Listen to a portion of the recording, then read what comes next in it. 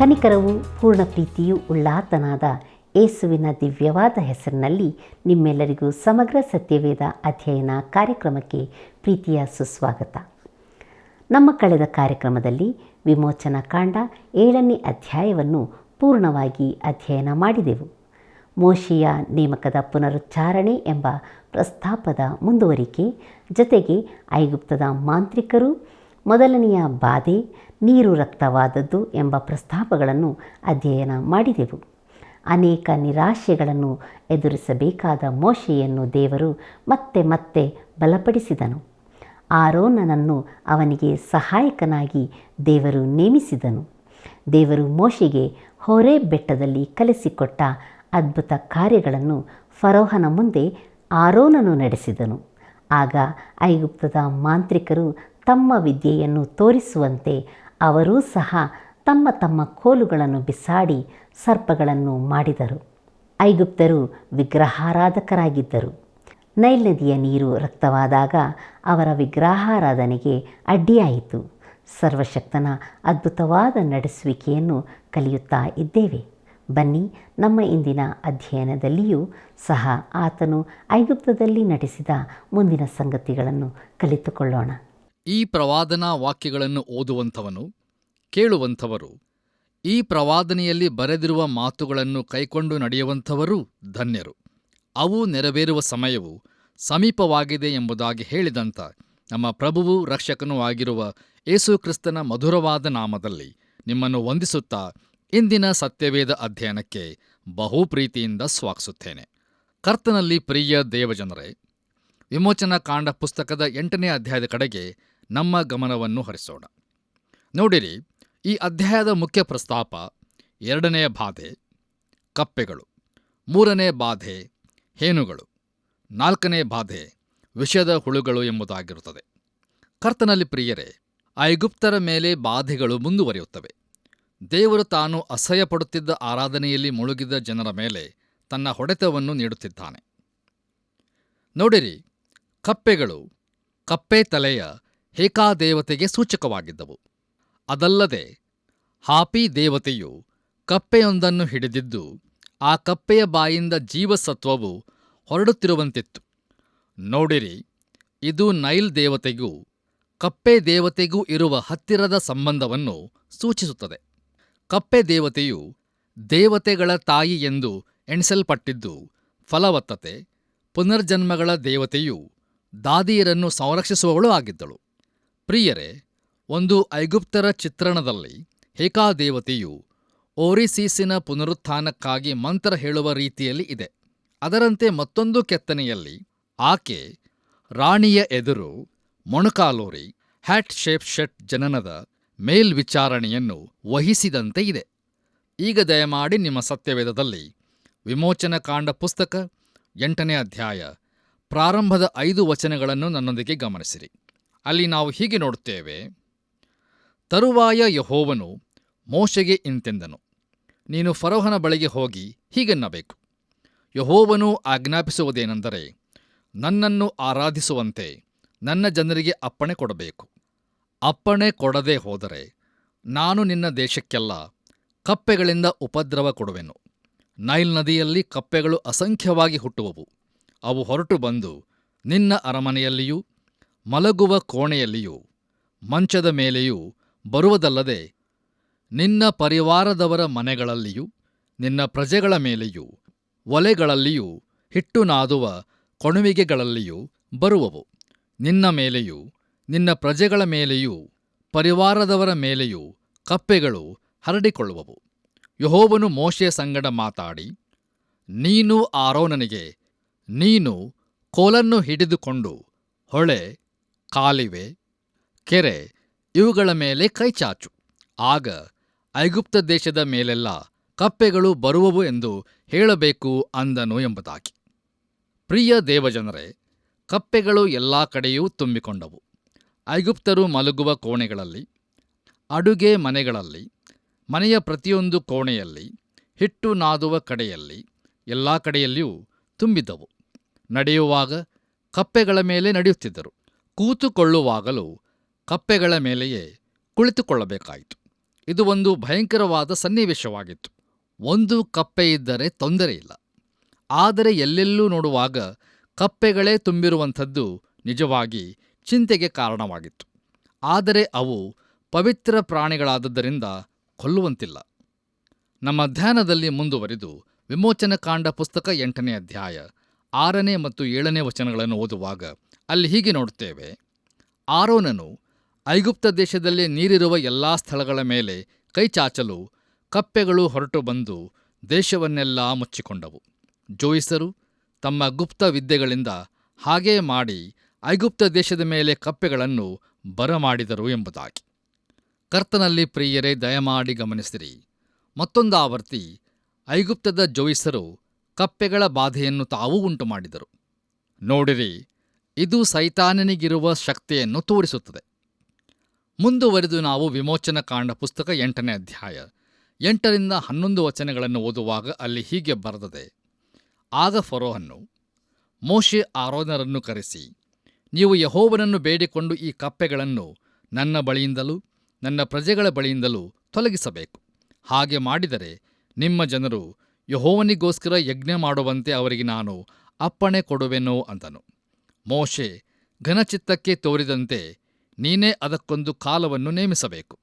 ಈ ಕಪ್ಪೆಗಳು ಯಾವಾಗ ನಿನ್ನ ಬಳಿಯಿಂದಲೂ ನಿನ್ನ ಮನೆಗಳಿಂದಲೂ ತೊಲಗಿ ನದಿಯಲ್ಲಿ ಮಾತ್ರ ಉಳಿಯುವಂತೆ ನಾನು ನಿನಗೋಸ್ಕರವೂ ನಿನ್ನ ಪ್ರಜಾಪರಿವಾರದವರಿಗೋಸ್ಕರವೂ ಬೇಡಿಕೊಳ್ಳಲಿ ಎಂದು ಫರೋಹನನ್ನು ಕೇಳಲು ಅವನು ನಾಳೆ ಅಂದನು. ಅದಕ್ಕೆ ಮೋಶೆ, ನಿನ್ನ ಮಾತಿನ ಪ್ರಕಾರವೇ ಆಗುವುದು. ಕಪ್ಪೆಗಳು ನಿನ್ನನ್ನು, ನಿನ್ನ ಮನೆಗಳನ್ನು, ನಿನ್ನ ಪ್ರಜಾಪರಿವಾರದವರನ್ನು ಬಿಟ್ಟು ನದಿಯಲ್ಲಿ ಮಾತ್ರ ಇರುವವು. ಇದರಿಂದ ನಮ್ಮ ದೇವರಾಗಿರುವ ಯೆಹೋವನಿಗೆ ಸಮಾನರು ಬೇರೆ ಯಾರೂ ಇಲ್ಲವೆಂದು ತಿಳಿದುಕೊಳ್ಳುವಿ ಅಂದನು ಎಂಬುದಾಗಿ. ಕರ್ತನಲ್ಲಿ ನನ್ನ ಪ್ರಿಯ ಆತ್ಮೀಯ ಬಂಧುಗಳೇ, ಮಾಂತ್ರಿಕರು ಕಪ್ಪೆಗಳನ್ನು ಉಂಟು ಮಾಡಿದರೂ ಅವುಗಳನ್ನು ತೆಗೆದುಬಿಡಲು ಅವರಿಂದ ಆಗಲಿಲ್ಲ. ಫರೋಹನಿಗೆ ಈ ಬಾಧೆಯಿಂದ ಎಷ್ಟು ಕಿರಿಕಿರಿ ಆಯಿತೆಂದರೆ ಅವನು ಏನು ಬೇಕಾದರೂ ವಾಗ್ದಾನ ಮಾಡಲು ತಯಾರಿದ್ದನು. ನೋಡಿರಿ, ಅರಸನು ಯೆಹೋವನು ಯಾರೆಂದು ತಿಳಿದುಕೊಳ್ಳುವಂತೆ ದೇವರು ಮಾಡುತ್ತಿದ್ದನು. ಬಂದಿರಿ ಪ್ರಿಯರೇ, ನಮ್ಮ ಧ್ಯಾನವನ್ನು ಮುಂದುವರೆಸಿ ವಿಮೋಚನಕಾಂಡ ಪುಸ್ತಕ 8ನೇ ಅಧ್ಯಾಯ 12ರಿಂದ 15 ವಚನಗಳನ್ನು ಓದುವಾಗ ಅಲ್ಲಿ ಹೀಗೆ ನೋಡುತ್ತೇವೆ. ಮೋಶೆ ಆರೋನರು ಫರೋಹನ ಬಳಿಯಿಂದ ಹೊರಟು ಹೋದಾಗ ಮೋಶೆ ಯೆಹೋವನಿಗೆ, ನೀನು ಫರೋಹನ ಮೇಲೆ ಬರಮಾಡಿರುವ ಕಪ್ಪೆಗಳನ್ನು ತೊಲಗಿಸಬೇಕೆಂದು ಪ್ರಾರ್ಥನೆ ಮಾಡಿಕೊಂಡನು. ಯೆಹೋವನು ಮೋಶೆಯ ಮಾತಿನ ಪ್ರಕಾರ ಮಾಡಿದನು. ಮನೆಗಳಲ್ಲಿಯೂ ಅಂಗಳಗಳಲ್ಲಿಯೂ ಬಯಲಿನಲ್ಲಿಯೂ ಇದ್ದ ಕಪ್ಪೆಗಳು ಸತ್ತು ಹೋದವು. ಜನರು ಅವುಗಳನ್ನು ರಾಶಿ ರಾಶಿಯಾಗಿ ಕೂಡಿಸಲು ದೇಶದಲ್ಲೆಲ್ಲ ದುರ್ವಾಸನೆ ತುಂಬಿತು. ಆದರೆ ಫರೋಹನು ಉಪಶಮನವಾಯಿತೆಂದು ತಿಳಿದಾಗ ತನ್ನ ಹೃದಯವನ್ನು ಮೊಂಡು ಮಾಡಿಕೊಂಡನು. ಯೆಹೋವನು ಹೇಳಿದಂತೆಯೇ ಅವನು ಅವರ ಮಾತನ್ನು ಕೇಳದೇ ಹೋದನು ಎಂಬುದಾಗಿ. ಕರ್ತನಲ್ಲಿ ನನ್ನ ಪ್ರಿಯ ಸಹೋದರ ಸಹೋದರಿಯರೇ, ಈ ಭಾಗವು ಫರೋಹನ ಹೃದಯ ಕಠಿಣತೆ ವಿವರವಾದ ಚಿತ್ರಣವನ್ನು ನಮಗೆ ಒದಗಿಸುತ್ತದೆ. ಅವನು ತನ್ನ ಹೃದಯವನ್ನು ಕಠಿಣಪಡಿಸಿಕೊಂಡನು. ಅವನೊಳಗಿನ ಸ್ವಭಾವವನ್ನು ಬಯಲಿಗೆ ತರುವುದಷ್ಟೇ ದೇವರ ಉದ್ದೇಶವಾಗಿತ್ತು. ಬನ್ನಿರಿ ಪ್ರಿಯರೇ, ನಮ್ಮ ಧ್ಯಾನವನ್ನು ಮುಂದುವರಿಸೋಣ. ಈಗ ದಯಮಾಡಿ ನಿಮ್ಮ ಸತ್ಯವೇದದಲ್ಲಿ ವಿಮೋಚನಕಾಂಡ ಪುಸ್ತಕ 8ನೇ ಅಧ್ಯಾಯ 16ರಿಂದ 19 ವಚನಗಳನ್ನು ನನ್ನೊಂದಿಗೆ ಗಮನಿಸಿರಿ. ನಾವು ಅಲ್ಲಿ ಹೀಗೆ ನೋಡುತ್ತೇವೆ. ತರುವಾಯ ಯೆಹೋವನು ಮೋಶೆಯ ಸಂಗಡ ಮಾತಾಡಿ, ನೀನು ಆರೋನನಿಗೆ ನಿನ್ನ ಕೋಲನ್ನು ಚಾಚಿ ಭೂಮಿಯ ಧೂಳನ್ನು ಹೊಡೆಯಲು ಐಗುಪ್ತ ದೇಶದಲ್ಲೆಲ್ಲ ಧೂಳು ಹೇನುಗಳಾಗುವುದು ಎಂದು ಹೇಳು ಅಂತನು. ಅವರು ಹಾಗೆಯೇ ಮಾಡಿದರು. ಆರೋನನು ಕೋಲನ್ನು ಹಿಡುಕೊಂಡು ಕೈಚಾಚಿ ಭೂಮಿಯ ಧೂಳನ್ನು ಹೊಡೆಯಲು ಮನುಷ್ಯರ ಮೇಲೆಯೂ ಪಶುಗಳ ಮೇಲೆಯೂ ಹೇನುಗಳು ಬಂದವು.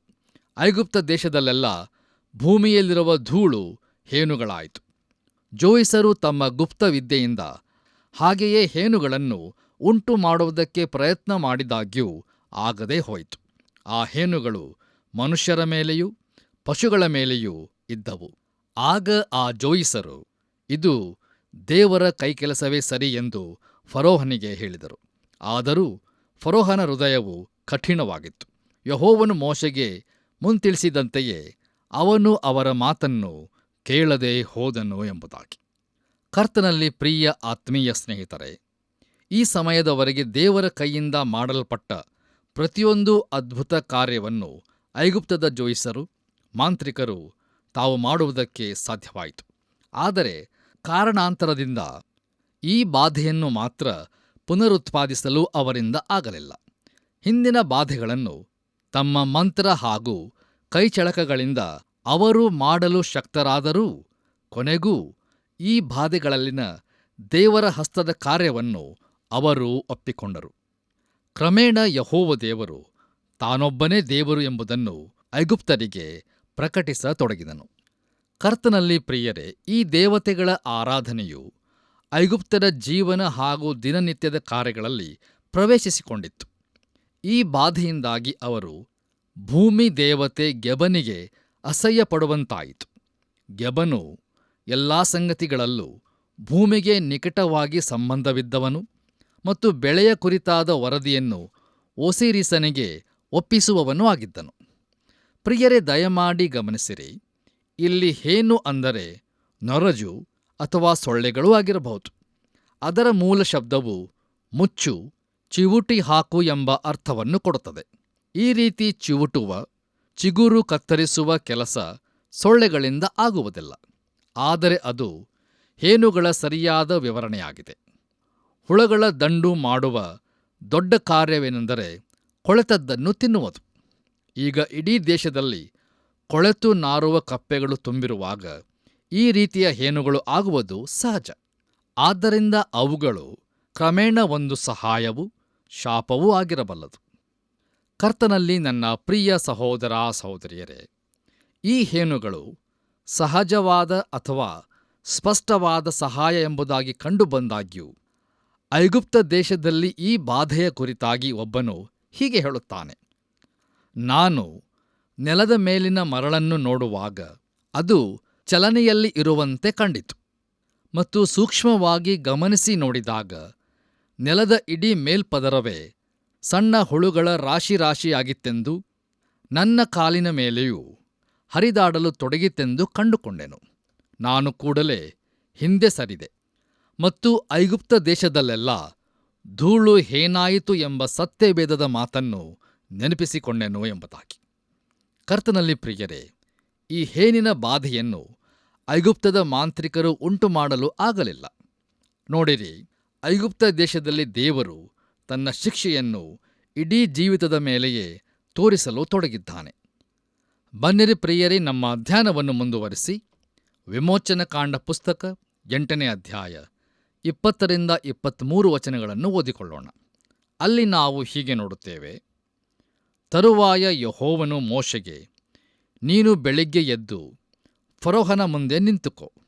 ಅವನು ನದಿಗೆ ಹೋಗುತ್ತಾನಲ್ಲ, ನೀನು ಅವನಿಗೆ ಹೀಗೆನ್ನಬೇಕು: ಯೆಹೋವನು ಆಜ್ಞಾಪಿಸುವುದೇನೆಂದರೆ, ನನ್ನನ್ನು ಆರಾಧಿಸುವಂತೆ ನನ್ನ ಜನರಿಗೆ ಅಪ್ಪಣೆ ಕೊಡಬೇಕು. ಅಪ್ಪಣೆ ಕೊಡದೆ ಹೋದರೆ ನಾನು ನಿನಗೂ ನಿನ್ನ ಪ್ರಜಾಪರಿವಾರದವರಿಗೂ ನಿನ್ನ ಮನೆಗಳಿಗೂ ವಿಷದ ಹುಳುಗಳ ಕಾಟ ಉಂಟಾಗುವಂತೆ ಮಾಡುವೆನು. ಐಗುಪ್ತರ ಮನೆಗಳಲ್ಲಿಯೂ ಅವರು ಇರುವ ಎಲ್ಲಾ ಭೂಮಿಯಲ್ಲಿಯೂ ಆ ಹುಳಗಳು ತುಂಬಿಕೊಳ್ಳುವವು. ಆದರೆ ನನ್ನನ್ನೇ ಭೂಲೋಕದಲ್ಲಿ ಆಳುವ ಯೆಹೋವನು ಎಂದು ತಿಳುಕೊಳ್ಳುವಂತೆ ನಾನು ಆ ದಿನದಲ್ಲಿ ನನ್ನ ಜನರು ವಾಸವಾಗಿರುವ ಗೋಷೆನ್ ಸೀಮೆಯನ್ನು ವಿಶೇಷಿಸುವೆನು. ಅಲ್ಲಿ ಆ ಕಾಟವಿರುವುದಿಲ್ಲ. ನನ್ನ ಜನಕ್ಕೂ ನಿನ್ನ ಜನಕ್ಕೂ ವ್ಯತ್ಯಾಸ ಮಾಡುವೆನು. ನಾಳೆಯೇ ಈ ಮಹತ್ಕಾರ್ಯ ಉಂಟಾಗುವುದು ಅನ್ನಬೇಕೆಂದು ಹೇಳಿದನು ಎಂಬುದಾಗಿ. ಕರ್ತನಲ್ಲಿ ಪ್ರಿಯ ದೇವಜನರೇ, ಈ ಗಳಿಗೆಯವರೆಗೆ ಉಂಟಾದ ಬಾಧೆಗಳು ಐಗುಪ್ತ ದೇಶದಲ್ಲೂ ಗೋಷೆನ್ ಸೀಮೆಯಲ್ಲಿಯೂ ಉಂಟಾದವು. ನೋಡಿರಿ, ಗೋಷೆನ್ ಸೀಮೆಯು ಇಸ್ರಾಯೇಲ್ಯರು ವಾಸವಿದ್ದ ಪ್ರದೇಶವಾಗಿತ್ತು. ಒಂದು ವೇಳೆ ಕೆಲವರು ಫರೋಹನಿಗೆ, ಗೋಷೆನ್ ಸೀಮೆಗೂ ಈ ಬಾಧೆ ತಗಲುತ್ತಿರುವುದರಿಂದ ಅವುಗಳನ್ನು ಸ್ವಾಭಾವಿಕ ಕಾರ್ಯಗಳೆಂದು ದೇವತೆಯ ಪೀಡೆಯಾಗಿರಬಹುದೆಂದು ಭಾವಿಸಲ್ಪಟ್ಟಿತು. ಆದರೆ ಇನ್ನು ಹಾಗಾಗಲಿಕ್ಕಿಲ್ಲ. ಇನ್ನು ಮೇಲೆ ಒಂದು ವಿಶೇಷವಾದ ವ್ಯತ್ಯಾಸವಿರುತ್ತದೆ. ಇನ್ನು ಮುಂದಕ್ಕೆ ಉಂಟಾಗುವ ಯಾವ ಬಾಧೆಯೂ ಇಸ್ರಾಯೇಲರು ವಾಸವಿರುವ ಗೋಷೆನ್ ಸೀಮೆಗೆ ತಟ್ಟುವುದಿಲ್ಲ. ಕೇವಲ ಐಗುಪ್ತರ ಪ್ರದೇಶಗಳಿಗೆ ಮಾತ್ರ ಉಂಟಾಗುತ್ತದೆ. ಹೌದು ಪ್ರಿಯರೇ, 4ನೆಯ ಬಾಧೆ ವಿಷದ ಹುಳುಗಳ ಬಾಧೆಯಾಗಿತ್ತು. ಇವುಗಳು ಒಂದು ವೇಳೆ ಪವಿತ್ರ ರೆಕ್ಕೆಗಳುಳ್ಳ ಹುಳುಗಳು ಆಗಿರಬಹುದು. ಐಗುಪ್ತದಲ್ಲಿ ಅವುಗಳನ್ನು ಜೀರುಂಡೆಗಳೆಂದು ಕರೆಯುತ್ತಿದ್ದರು. ನೋಡಿರಿ, ಈ ಜೀರುಂಡೆಗಳು ಕೆಲವು ಚಿನ್ನದ ಬಣ್ಣದ್ದಾಗಿದ್ದು ಐಗುಪ್ತದ ಸಮಾಧಿಗಳಲ್ಲಿ ಕಂಡುಬರುತ್ತಿದ್ದವು ಮತ್ತು ಇವುಗಳು ರಾ ದೇವತೆಗೆ ಪವಿತ್ರವಾದವುಗಳಾಗಿದ್ದವು. ಈ ಬಾಧೆ ಎಷ್ಟು ತೀವ್ರವಾಗಿತ್ತೆಂದರೆ ಫರೋಹನು ಮೋಶೆಯೊಂದಿಗೆ ಯಾವ ಸಂಧಾನಕ್ಕೂ ಸಿದ್ಧನಾದನು. ನೋಡಿರಿ ಪ್ರಿಯರೇ, ಈ ಹುಳದ ಬಾಧೆ ಇಡೀ ದೇಶವನ್ನು ಹರಡಿದಾಗ ಫರೋಹನು ಒಂದು ಸಂಧಾನದ ಸಲಹೆಯನ್ನು ನೀಡುತ್ತಾನೆ. ಬನ್ನಿರಿ ಪ್ರಿಯರೇ, ನಮ್ಮ ಧ್ಯಾನದಲ್ಲಿ ಮುಂದುವರಿಯೋಣ. ಈಗ ದಯಮಾಡಿ ನಿಮ್ಮ ಸತ್ಯವೇದದಲ್ಲಿ ವಿಮೋಚನಾ ಕಾಂಡ ಪುಸ್ತಕ 8ನೇ ಅಧ್ಯಾಯ 24-27 ವಚನಗಳನ್ನು ನನ್ನೊಂದಿಗೆ ಗಮನಿಸಿರಿ. ಅಲ್ಲಿ ಹೀಗೆ ಬರೆದದೆ, ಯೆಹೋವನು ಹಾಗೆಯೇ ಮಾಡಿದನು. ವಿಷದ ಹುಳುಗಳು ಫರೋಹನ ಅರಮನೆಯಲ್ಲಿಯೂ ಅವನ ಪರಿವಾರದವರ ಮನೆಗಳಲ್ಲಿಯೂ ಸಮಸ್ತ ಐಗುಪ್ತ ದೇಶದಲ್ಲಿಯೂ ವಿಪರೀತವಾಗಿ ತುಂಬಿಕೊಂಡವು. ಅವುಗಳಿಂದ ದೇಶವು ಹಾಳಾಯಿತು. ಆಗ ಫರೋಹನು ಮೋಶೆ ಆರೋನರನ್ನು ಕರೆಸಿ, ನೀವು ಹೋಗಿ ಈ ದೇಶದೊಳಗೆ ನಿಮ್ಮ ದೇವರಿಗೆ ಯಜ್ಞ ಮಾಡಬಹುದು ಅಂದನು.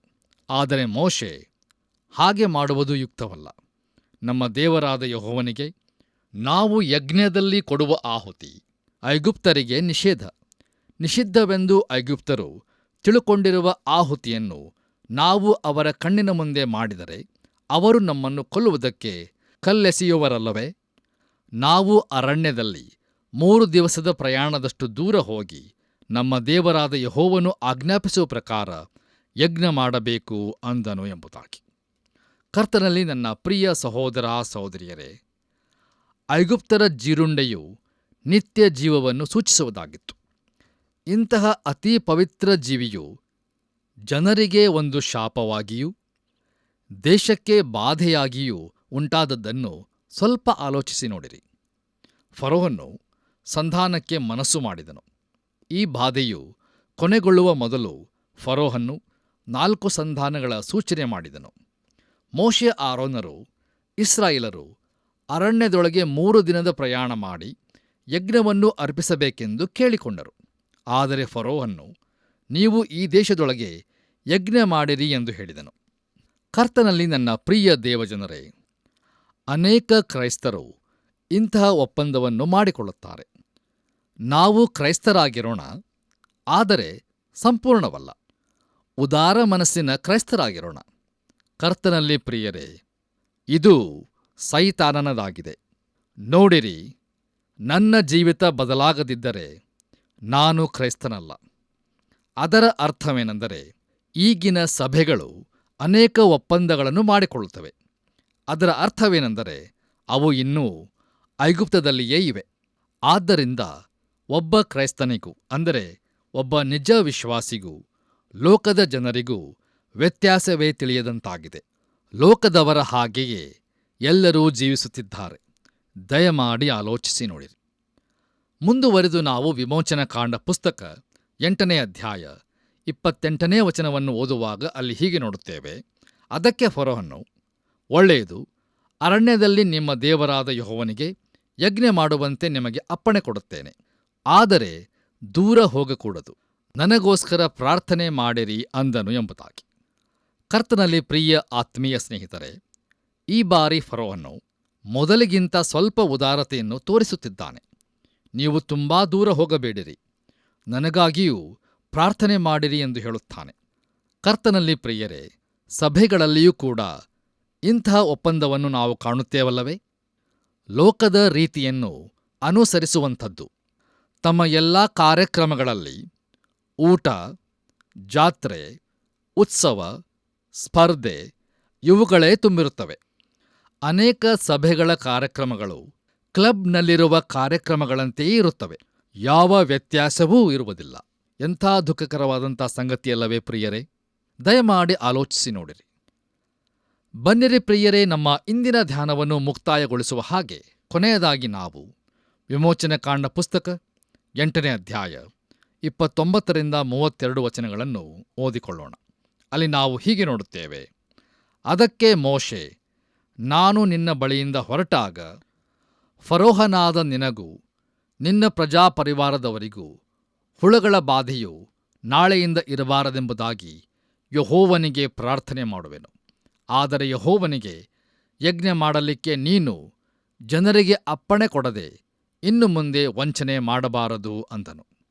ಮೋಶೆಯು ಫರೋಹನ ಬಳಿಯಿಂದ ಹೊರಟು ಯೆಹೋವನಿಗೆ ಪ್ರಾರ್ಥನೆ ಮಾಡಲು ಅವನ ಪ್ರಾರ್ಥನೆಯ ಮೇರೆಗೆ ಯೆಹೋವನು ಮಾಡಿದನು. ಆ ಹುಳಗಳೆಲ್ಲ ಫರೋಹನ ಬಳಿಯಿಂದಲೂ ಅವನ ಪ್ರಜಾಪರಿವಾರದವರ ಬಳಿಯಿಂದಲೂ ತೊಲಗಿ ಹೋದವು, ಒಂದೂ ಉಳಿಯಲಿಲ್ಲ. ಆದರೂ ಫರೋಹನು ಆಗಲೂ ತನ್ನ ಹೃದಯವನ್ನು ಮೊಂಡು ಮಾಡಿಕೊಂಡು ಜನರಿಗೆ ಅಪ್ಪಣೆ ಕೊಡದೆ ಹೋದನು ಎಂಬುದಾಗಿ. ಕರ್ತನಲ್ಲಿ ನನ್ನ ಪ್ರಿಯ ದೇವಜನರೇ, ನೋಡಿರಿ, ಫರೋಹನು ತನ್ನ ಹೃದಯವನ್ನು ಕಠಿಣಪಡಿಸಿಕೊಳ್ಳುತ್ತಿದ್ದಾನೆ. ಇದರ ಮೂಲಕ ಅವನ ಹೃದಯದೊಳಗಿರುವುದನ್ನು ಹೊರತೋರ್ಪಡಿಸುವಂತೆ ದೇವರು ಮಾಡುತ್ತಾ ಇದ್ದಾನೆ. ಇಲ್ಲಿಗೆ ಪ್ರಿಯರೇ, ನಮ್ಮ ಇಂದಿನ ಧ್ಯಾನವು ಮುಕ್ತಾಯವಾಯಿತು. ಇಂದಿನ ಧ್ಯಾನದ ಮೂಲಕ ನೀವೆಲ್ಲರೂ ಅನೇಕ ಶ್ರೇಷ್ಠವಾದಂಥ ಆತ್ಮೀಕ ಪಾಠಗಳನ್ನು ಕಲಿತುಕೊಂಡಿದ್ದೀರೆಂದು ನಾನು ನಂಬುತ್ತೇನೆ. ದೇವರ ನಾಮಕ್ಕೆ ಸ್ತೋತ್ರವಾಗಲಿ. ಆದ್ದರಿಂದ ಪ್ರಿಯರೇ, ಕೃಪಾ ಸಮಯವಿರಲಾಗಿ ದೇವರಿಗೂ ಆತನ ವಾಕ್ಯಕ್ಕೂ ನಾವು ವಿಧೇಯರಾಗಿ ಯೇಸು ಕ್ರಿಸ್ತನನ್ನು ನಮ್ಮ ಸ್ವಂತ ರಕ್ಷಕನನ್ನಾಗಿ ಅಂಗೀಕರಿಸಿಕೊಂಡು ಆತನ ನಿತ್ಯ ರಾಜ್ಯಕ್ಕೆ ಬಾಧ್ಯಸ್ಥರಾಗೋಣ. ಹಾಗಾಗುವಂತೆ ತಂದೆಯಾದ ದೇವರು ಯೇಸು ಕ್ರಿಸ್ತನ ಮೂಲಕ ನಮ್ಮೆಲ್ಲರಿಗೂ ಸಹಾಯ ಮಾಡಿ ನಡೆಸಲಿ. ಆಮೆನ್.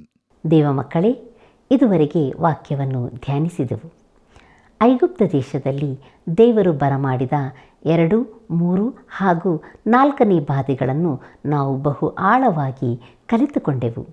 ರಾ, ಹೇಕ, ಹಾಪಿ ಎಂಬ ಮುಂತಾದ ದೇವತೆಗಳನ್ನು ಐಗುಪ್ತರು ಆರಾಧಿಸುತ್ತಿದ್ದರು. ನಮ್ಮ ಜೀವಿತದಲ್ಲಿ ಎಷ್ಟು ವಿಗ್ರಹಗಳಿವೆ! ನಾವು ದೇವರಿಗಿಂತಲೂ ಹೆಚ್ಚು ಪ್ರಾಶಸ್ತ್ಯ ಕೊಡುವ ಸಂಗತಿಗಳು ಅಂದರೆ ಹಣ, ಕೆಲಸ, ಶಿಕ್ಷಣ ಅಥವಾ ವ್ಯಕ್ತಿಗಳು. ಇವರು ನಮ್ಮ ಜೀವಿತದಲ್ಲಿ ಇರಬಹುದಾದ ವಿಗ್ರಹಗಳು. ತಿಳಿದು ತಪ್ಪು ಮಾಡಿದರೆ ಅದಕ್ಕೆ ಪರಿಹಾರ ಎಲ್ಲಿದೆ? ಅದಲ್ಲದೆ ಬೇಕೆಂದು ಪಾಪ ಮಾಡದಂತೆ ನಿನ್ನ ದಾಸನನ್ನು ಕಾಪಾಡು, ಅಂಥ ಪಾಪಗಳು ನನ್ನನ್ನು ಆಳದಿರಲಿ ಎಂಬ ದಾವೀದನ ಪ್ರಾರ್ಥನೆ ನಮ್ಮದಾಗಲಿ. ನಮ್ಮ ಮಾತುಗಳು, ನಮ್ಮ ಹೃದಯದ ಧ್ಯಾನವು ನಮ್ಮ ವಿಮೋಚಕನಿಗೆ ಸಮರ್ಪಕವಾಗಿರಲಿ. ದೇವರು ನಿಮ್ಮೆಲ್ಲರನ್ನು ಆಶೀರ್ವದಿಸಲಿ.